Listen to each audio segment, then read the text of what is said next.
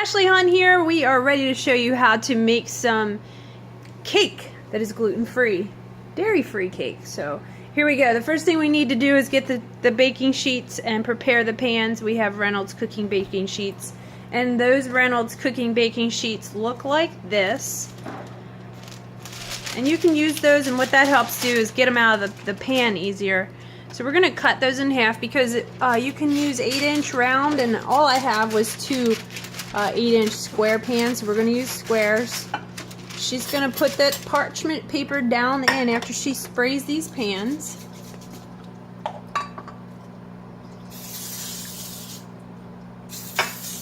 That keeps the parchment paper from sticking too.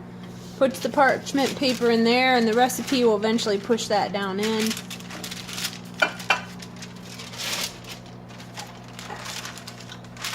That gets the pans prepared.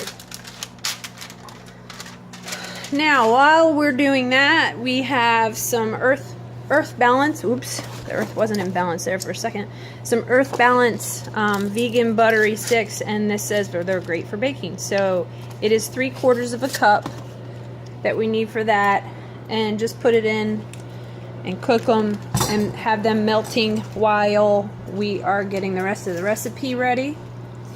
And I just get those at like our local grocery store, Martin's, Giant, whatever the local that has your organic and dairy-free stuff. And we'll just put that on low and let that melt a little bit while we work on some other things. Now we're going to go to our blender. We have a Ninja blender, fantastic blender. And we're going to, we ran out of regular almond silk, so we have these lunch types. And we're going to put 1/3 of a cup in. Stop. Yep, it's good. And you're supposed to put that in a blender.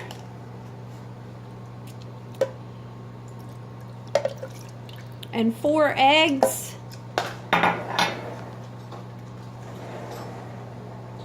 We actually haven't made this recipe yet, but we have bought it in the store.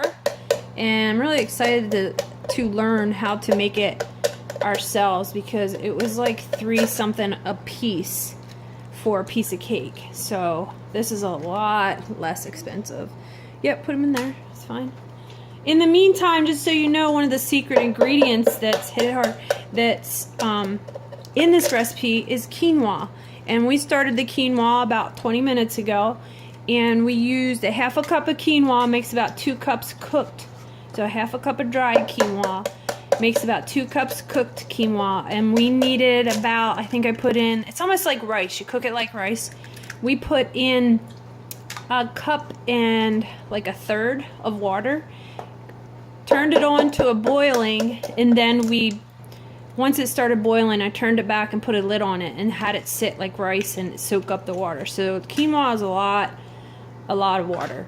Alright, so we're going to put the lid on. Now get this blended. Yeah, you gotta line up the triangles for the Ninja. Alright, and hold your ears, because this thing is pretty loud, but it gets the job done.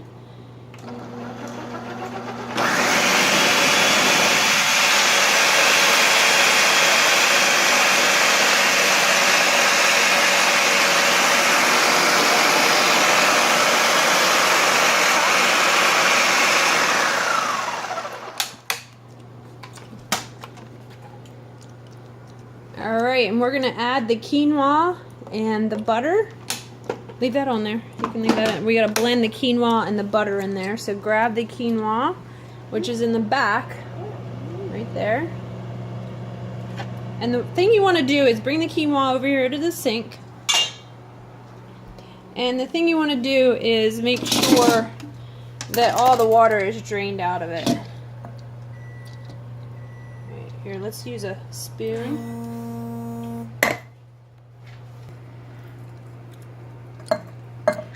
Scrape it in there and let any water that might be left over out. It looks pretty dry to me. It's pretty good. Alright, and then after you do that, we want 2 cups. So we're going to take that over and put it back in a measuring cup. We're measuring out 2 cups of quinoa. Alright, we have 1 cup. Go ahead and put that in the blender. And we need another cup. Make sure your quinoa has been cooled.